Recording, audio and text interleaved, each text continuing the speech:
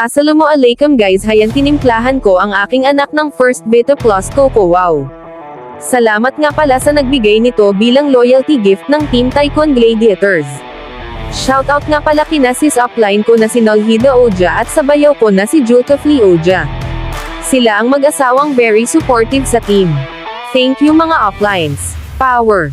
Flex ko lang, alam nyo ba na ang First Beta Plus Coco Wow ay isang produktong mayaman sa nutrisyon na nakakatulong sa kalusugan dahil sa mga sangkap nitong natural at herbal.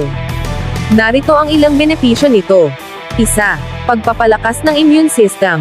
Taglay ng Coco Wow ang malalakas na antioxidants mula sa coco at mga halamang gamot na tumutulong sa paglaban sa mga free radicals na nagdudulot ng sakit.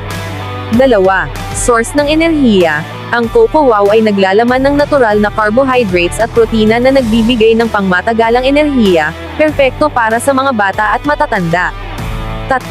Pagpapalakas ng buto. Mayaman ito sa calcium at magnesium na mahalaga sa kalusugan ng buto at pagpigil sa osteoporosis. 4. Pagpapaganda ng puso at baga. Ang mga halamang gamot na kasama sa formula nito, gaya ng malunggay, ay nakakatulong sa pagpapababa ng cholesterol at sa maayos na daloy ng dugo, na nagpapababa ng panganib ng mga sakit sa puso. 5. Anti-stress at pagbuti ng mood.